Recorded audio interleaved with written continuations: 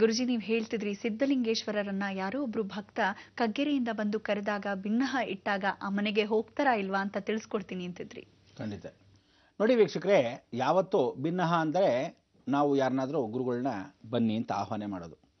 ಒಂದು ಸಲಿ ಈ ಒಂದು ವೀರಶೈವ ಮಠದಲ್ಲಿ ಒಂದು ಪದ್ಧತಿ ಏನು ಅಂದರೆ, ಎಲ್ಲ ವೀರಶೈವ ಮಠದಲ್ಲೂ ಒಂದು ಭಿನ್ನಹ ಅಂದರೆ ಗುರುಗಳನ್ನ ಕರೆಯೋ ಹಾಗೆ ಒಂದು ಒಳ್ಳೆ ಶ್ರದ್ಧಾಪೂರ್ವಕವಾಗಿ ಒಂದು ನಾಮಕರಣ. ಭಿನ್ನಹ ಅನ್ನೋದು ನಾನು ಭಿನ್ನ ಹಾಕ್ಕೊಂಡೆ ಗುರುಗಳ ಹತ್ರ, ಗುರುಗಳೇ ತಾವು ಬರಲೇಬೇಕು ಅಂಥೇಳಿ ಒಂದು ಶರಣು ಅಂತ. ಈ ಒಂದು ರೀತಿಯಾಗಿ ಭಗವಂತನ ಕರೆದಾಗ ಭಗವಂತನೇ ಸ್ವತಃ ಬಂದ ಒಪ್ಕೊಂಡಾಗ ಮನೆಯಲ್ಲಿರ್ತಕ್ಕಂಥ ದಾರಿದ್ರ್ಯವೂ ದೂರವಾಗತ್ತೆ, ಗುರು ಅನುಗ್ರಹ ಆಗತ್ತೆ, ನನಗೆ ಸಕಲ ಮಂಗಳವನ್ನು ಉಂಟಾಗತ್ತೆ ಅಂಥೇಳಿ ಎಲ್ಲರ ನಂಬಿಕೆ. ಇಂಥ ಒಂದು ನಂಬಿಕೆಯಲ್ಲಿ ಆ ಕಗ್ಗೇರಿಯಿಂದ ಬಂದಿರತಕ್ಕಂಥ ವಿಶೇಷವಾಗಿ ಒಂದು ಭಕ್ತ ಬಂದು ಕರೀತಾನೆ, ಭಿನ್ನಹ ಮಾಡ್ತಾನೆ. ಗುರುಗಳು ಸ್ವತಃ ಸಿದ್ಧಲಿಂಗೇಶ್ವರ ಸ್ವಾಮಿಗಳೇ ಹೊರಡ್ತಾರೆ. ಹೊರಟು ಕಗ್ಗೇರಿಗೆ ಇನ್ನೇನು ನಾನು ಬರ್ತೀನಿ, ನೀನು ಮುಂದೆ ನಡಿ, ಎಲ್ಲ ಏರ್ಪಾಡು ಮಾಡ್ಕೊ ಅಂಥೇಳಿ ಕಳಿಸ್ಬಿಡ್ತಾರೆ. ಅವನು ಆ ಕಡೆ ಹೋಗ್ತಾನೆ. ಪಾಪ ಈ ಕಡೆಯಿಂದ ಗುರುಗಳು ಶಿಷ್ಯವರ್ಗದ ಜೊತೆಗೆ ಎಲ್ಲರೂ ಕಗ್ಗೆರೆ ಕಡೆ ಪ್ರಯಾಣ ಮಾಡ್ತಾರೆ. ಕಗ್ಗೆರೆಗೆ ಹೋಗಿ ಅಲ್ಲೇ ನೆಲೆಸ್ತಾರೆ.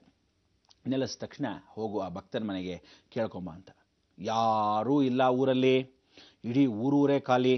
ಇದೇನಪ್ಪ ಇದು ಹೀಗಾಗೋಯ್ತು ಅಂತ ಸಿದ್ಧಲಿಂಗೇಶ್ವರರು ಯೋಚನೆಯಿಂದ ನಿರಾತಂಕರಾಗ್ತಾರೆ.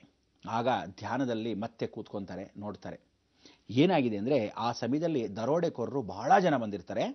ಆ ದರೋಡೆಕೋರರ ಭಯಕ್ಕೆ ಇವರೆಲ್ಲ ಊರಿನವರೆಲ್ಲ ಊರು ದಂಡೆದ್ದು ಬಂದಾಗ ಎಲ್ಲರೂ ಇವ್ರನ್ನ ಓಡಿಸ್ಬಿಟ್ಟಿರ್ತಾರೆ.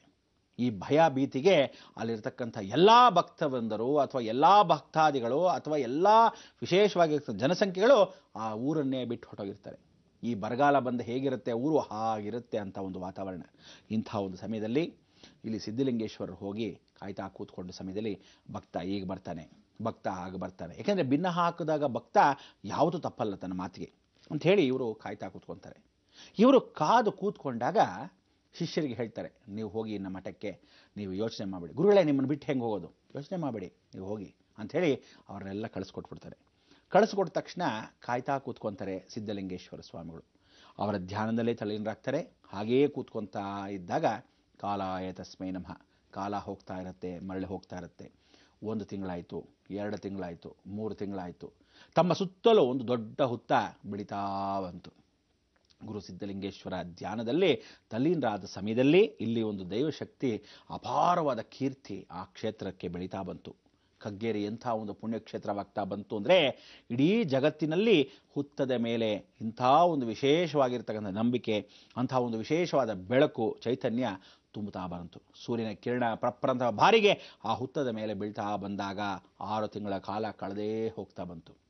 ವರ್ಷವಾಯಿತು. ವರ್ಷ ಇಡೀ ಕಾಯ್ತಾ ಇದ್ದರೂ ಸಹ ಯಾರೂ ಬರಲಿಲ್ಲ.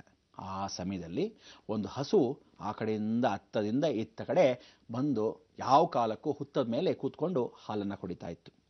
ಆ ಹುತ್ತದ ಮೇಲೆ ಅಂದರೆ ಮೇಯ್ಕೊಂಡು ಬರೋ ಸಮಯದಲ್ಲಿ ತಾನು ನಿಂತಿರೋ ಜಾಗದಿಂದ ಕೆಳಭಾಗದಲ್ಲಿ ಪಾತಾಳವಾಗಿದ್ದ ಹಾಗೆ ಭೂಮಿಯ ವಾತಾವರಣಗಳು ಎಲ್ಲ ಬೇರೆ ರೀತಿಯಾಗಿ ಮಾರ್ಪಾಡಾಗಿತ್ತು. ಎತ್ತರವಾಗಿದ್ದ ಸ್ಥಳವೆಲ್ಲ ಹಳ್ಳವಾಗಿತ್ತು, ಹಳ್ಳವಾದ ಸ್ಥಳವೆಲ್ಲ ಎತ್ತರವಾಗಿತ್ತು. ಹೀಗೆ ಮಾರ್ಪಾಡಾಗಿದೆ. ವರ್ಷಾನುಗಟ್ಟಲೆ ಕಳೆದು ಹೋಯಿತು. ಈ ವರ್ಷಾನುಗಟ್ಟಲೆ ಕಳೆದು ಹೋದ ಸಮಯದಲ್ಲಿ ಇಷ್ಟು ದಿವಸಗಳ ಕಾಲದಲ್ಲಿ ಕೂತಿದ್ದ ಸಿದ್ಧಲಿಂಗೇಶ್ವರರು ಹೀಗೇ ಕೂತಿದ್ದಾರೆ. ಭಕ್ತ ಆಗೋ ಬರ್ತಾನೆ, ಭಕ್ತ ಆಗೋ ಬರ್ತಾನೆ ಅಂತ. ಆ ಸಮಯದಲ್ಲಿ ಮತ್ತೆ ಎಲ್ಲ ಬಹಳ ವಿಶೇಷವಾಗದಾಗ ಸ್ವಲ್ಪ ಮಟ್ಟಿಗೆ ಶಾಂತಿ ಆದ ಮೇಲೆ, ಆ ವಾತಾವರಣ ತಿಳಿಯಾದ ಮೇಲೆ ಆ ಕಡೆ ಭಕ್ತ ಬರ್ತಾನೆ. ಬಂದು ಅಯ್ಯೋ ಗುರುಗಳಿಗೆ ಹೇಳ್ಬಿಟ್ಟಿದ್ನಲ್ಲ, ಏನಾಗೋದು ಅಂತ ಹೇಳಿ ಅಲ್ಲಿ ಬಂದು ಕೇಳ್ಕೊಳ್ಳೋ ಸಮಯದಲ್ಲಿ ಆ ಊರಿಗೆ ಮತ್ತೆ ವಾಪಸ್ ಬರ್ತಾರೆ. ಗುರುಗಳು ಮಠದಲ್ಲಿಲ್ಲ. ಮಠದಲ್ಲಿ ಇನ್ನೊಬ್ಬರು ಮಠಾಧೀಶ್ವರರು ಯಾರೋ ಆಗಿಬಿಟ್ಟಿದ್ದಾರೆ. ಆ ಸಮಯದಲ್ಲಿ ಏನು ಮಾಡೋದು? ಇಂಥ ಒಂದು ಮಠಾಧೀಶ್ವರ ಆಗೋ ಸಮಯದಲ್ಲಿ ಇಲ್ಲಿರ್ತಕ್ಕಂಥವರೆಲ್ಲ ಬಹಳ ಆತಂಕಕ್ಕೆ ಒಳಗಾಗ್ತಾರೆ. ಸುತ್ತಮುತ್ತಲು ದೊಡ್ಡ ಹಿರಿಯರನ್ನ, ಯಾವುದಾದ್ರು ದೇವರ ಅರ್ಚಕರನ್ನ ಕೇಳ್ಕೊಳ್ಳೋಣ ಅಂತ. ಆಗ ಯಾರಿಗೆ ಭಿನ್ನ ಮಾಡಿದಾಗ ಅದನ್ನು ಪೂರೈಸದೇ ಇರೋ ಕಾರಣಕ್ಕೆ ಅವರು ಬಂದೇ ಇರ್ತಾರೆ. ಆ ಸಾನ್ನಿಧ್ಯ ಇರುತ್ತೆ, ಇಲ್ಲಿ ಯೋಚನೆ ಮಾಡಬೇಡ ಅಂತಾರೆ. ಸರಿ, ಸಂತೋಷ ಅಂತ ಹೇಳಿದಾಗ ಇವರು ಕಾದು ಕೂತ್ಕೊಂಡಿರ್ತಾರೆ. ಕಾದು ಕೂತ್ಕೊಂಡಾಗ ಈ ಭಕ್ತರ ಮನೆಯಲ್ಲಿ ಯಾರ್ಯಾರು ಕರೆದಿದ್ರು ಅವರೆಲ್ಲ ಕುಟುಂಬದಲ್ಲಿ ಕೆಲವರೆಲ್ಲ ಹೋಗ್ಬಿಟ್ಟಿದ್ರು, ಕೆಲವರು ಉಳಿದಿದ್ರು. ಪಾಪ ಈ ವ್ಯಕ್ತಿ ಮಾತ್ರ, ಅವರು, ಅವರ ಪತ್ನಿ, ಅವರ ಮನೆ ಕುಟುಂಬದವರು ಮಾತ್ರ ಉಳಿದಿರ್ತಾರೆ. ಕೆಲವರೆಲ್ಲ ಕಾಲಾಯ ತಸ್ಮೈ ನಮಃ ಅಂತ ಹೊರಟೋದ್ರು. ಇಂತಹ ಒಂದು ಸಮಯದಲ್ಲಿ ಈ ಮನೆಯವರು ಆ ದೇವಸ್ಥಾನದಲ್ಲಿ ಬಂದು ಭಿನ್ನ ಹಾಕ್ಕೊಂಡಾಗ ಗುರುಗಳನ್ನ ಮತ್ತೆ ಕೇಳ್ಕೊತಾರೆ, ಗುರುವೇ ಎಲ್ಲಿದೆಯಾ ಸದ್ಗುರುವೇ, ನೀನು ಯಾವ ಕಾಲಕ್ಕೂ ಕಾಣ್ತಾ ಇಲ್ವಲ್ಲ ಅಂದಾಗ ಮತ್ತೆ ಹಸು ಆ ಗೋಚರವಾಯಿತು. ಹಸು ಆ ಕಡೆ ಹೋಗ್ತಾ ಇದೆ. ಇದೇನಿದು ಒಳ್ಳೆ ಶ್ವೇತವಾದ ಹಸು, ಎಷ್ಟು ಚೆನ್ನಾಗಿದೆ, ಆ ಆಕಳು ಆ ಕಡೆ ಹೋಗ್ತಾ ಇದೆ, ಬನ್ನಿ ನೋಡೋಣ ಅಂಥೇಳಿ ಆ ಆಕಳ ಹಿಂದೆನೇ ಹೋಗ್ತಾರೆ. ಆ ಹುತ್ತದ ಹತ್ರ ಹೋಗಿ ಅದು ವಿಶೇಷವಾಗಿ ಹಾಲನ್ನು ಎರಿತಾ ಇರುತ್ತೆ. ಇಲ್ಲೇನೋ ವಿಶೇಷ ಇದೆಯಲ್ಲಪ್ಪ, ಹಾಲನ್ನು ಎರಿತಾ ಇದೆಯಂತೆ. ಆಗ ಹೋಗಿ ಆ ಹಾಲನ್ನು ಎರಿತಾ ಇದ್ದ ಸಮಯದಲ್ಲಿ ನೋಡ್ತಾರೆ, ಸಾಕ್ಷಾತ್ ಸಿದ್ಧಲಿಂಗೇಶ್ವರರು ಹುತ್ತವಾಗಿ ಮಾರ್ಪಾಡಾಗಿದ್ದಾರೆ. ಇಷ್ಟು ವರ್ಷಗಳ ಕಾಲ ಭಿನ್ನ ಹಾಕಿದ್ದಕ್ಕೆ ಬಂದು ಊರಲ್ಲಿ ಕಾಯ್ತಾ ಇದ್ದಾರೆ. ತಪ್ಪಾಯಿತು ಗುರುವೇ ಅಂತ ಶರಣು ಅಂತ ಸಾಷ್ಟಾಂಗ ನಮಸ್ಕಾರನ ಹಾಕಿದ್ರು. ಆಗ ಯಾವ ಕಾಲಕ್ಕೂ ಈ ಹಾಲನ್ನು ಹಾಕ್ತಾ ಇರೋ ಹುತ್ತವನ್ನು ಖಂಡಿತ ಮುರಿದು ಹಾಕಬಾರ್ದು, ಹಾಲಲ್ಲೇ ಕರಗಿಸ್ಬೇಕು ಅಂತ. ಅದಕ್ಕೆ ಹಾಲಲ್ಲಿ ಎಲ್ಲ ಹಸುಗಳನ್ನ ಕರೆದು, ಊರಿನಲ್ಲಿರ್ತಕ್ಕಂಥ ಹಸುಗಳನ್ನೆಲ್ಲ ಕರೆದು ಆ ಹಾಲನ್ನು ಹಿಂಡಿ ಆ ನೀರಲ್ಲೇ ಕರಗಿಸಿದಿರ್ತಕ್ಕಂಥ ಹುತ್ತವಾಗಿರೋದ್ರಿಂದ ಕರಗಿ ಕರಗಿ ಕರಗಿ ಕರಗಿ ಕಗ್ಗೆರೆ ಆಯಿತು.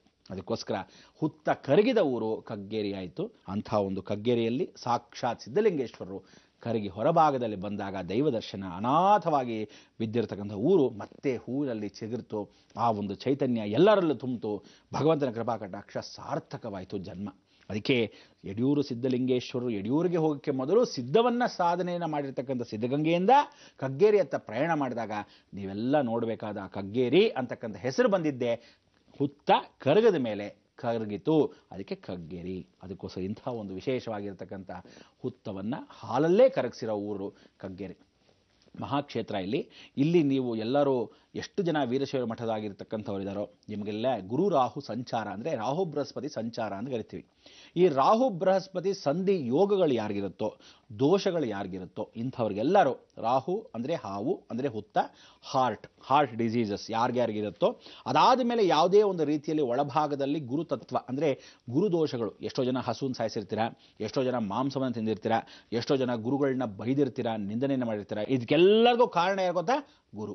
ಅದಕ್ಕೆ ಇಂಥ ಒಂದು ಗುರು ಅನುಗ್ರಹ ಪಡಿಬೇಕು ಅಂದರೆ ಕಗ್ಗೇರಿಗೆ ಭೇಟಿ ಮಾಡಿ ಆ ಸ್ಥಳದಲ್ಲಿ ಯಡಿಯೂರು ಸಿದ್ಧಲಿಂಗೇಶ್ವರನ ಸಾಧನೆಗೆ ನೀವು ಹಾಲನ್ನು ಹಾಕಿ ನಮಸ್ಕಾರವನ್ನು ಮಾಡಿದಾಗ ಗುರುದೋಷವು ರಾಹುದೋಷವು ಕಗ್ಗೇರಿಯಲ್ಲಿ ಖಂಡಿತವಾಗ್ಲೂ ಹೋಗ್ತಕ್ಕಂಥ ಮಹಾಕ್ಷೇತ್ರವಾಗಿರ್ತಕ್ಕಂಥ ವಿಚಾರ ಈ ಕ್ಷೇತ್ರದ ವಿಚಾರ. ಅದಕ್ಕೆ ಕಗ್ಗೇರಿ ಅನ್ನೋದು ಇವತ್ತವರೆಗೂ ಸಾರ್ಥಕ ಜನ್ಮ ಪಡೆದಿರತಕ್ಕಂಥ ಸಿದ್ಧಲಿಂಗೇಶ್ವರನ 2ನೇ ಸ್ಥಾನ. ಅದಕ್ಕೆ ದ್ವಿತೀಯಾಂಕಲಕೃತ್ವ ಮನಸೋ ಜಾಯತ ಅಂತ ಹೇಳ್ತೀವಿ. 2ನೇ ಸ್ಥಾನ ಚಂದ್ರನದಾಗಿರೋದ್ರಿಂದ ಮನಸ್ಸಿಗೆ ಶಾಂತಿ ಕೊಡೋ ವಾತಾವರಣನೂ ಕಲ್ಮಶವಾಗಿರ್ತಕ್ಕಂಥ ನಿಮ್ಮ ಜೀವನ, ಮರಳುಗಾಡಾಗಿರ್ತಕ್ಕಂಥ ನಿಮ್ಮ ಜೀವನ ಮತ್ತೆ ಹೂವಾಗಿ ಚೀಲಕ್ಕೆ ಎಲ್ಲರೂ ಕಗ್ಗೇರಿಗೆ ಹೋಗಬೇಕು. ಎಷ್ಟು ಜನ ಕಗ್ಗೇರಿಗೆ ಹೋಗ್ತೀರಾ ನೋಡಿ? ಇವತ್ತು ಕಗ್ಗೇರಿ ಚಿಕ್ಕ ಗ್ರಾಮ, ಯಾರಾದರೂ ಹೋಗ್ತಿದ್ದೀರಾ? ಎಲ್ಲರೂ ಯಡಿಯೂರು ಸಿದ್ಧಲಿಂಗೇಶ್ವರನ ದರ್ಶನ ಮಾಡೋಕ್ಕೆ ಹೋಗ್ತೀರಾ. ಯಡಿಯೂರಿಗೆ ಹೋಗೋರು ಯಾವತ್ತು ತಿಳ್ಕೊಳ್ಳಿ, ಮೊದಲಾಗಿ ಸಿದ್ಧಗಂಗೆಗೆ ಬರಬೇಕು, ಆದಿ ಮಧ್ಯ ಅಂತಕ್ಕಂಥದ್ದು ಕಗ್ಗೇರಿಗೆ ಬರಬೇಕು, ಅಂತ್ಯ ಅನ್ನೋದು ಯಡಿಯೂರು ಸಿದ್ಧಲಿಂಗೇಶ್ವರ. ಈ 3 ಕ್ಷೇತ್ರವನ್ನು ದರ್ಶನ ಮಾಡಿದರೆ ಮಾತ್ರ ನಿಮಗೆ ಯಡಿಯೂರು ಸಿದ್ಧಲಿಂಗೇಶ್ವರನ ಪೂರ್ಣ ಅನುಗ್ರಹ ಸಿಗೋದು. ಇದು ನಿಜವಾದ ಸಾಕ್ಷ್ಯರೂಪ.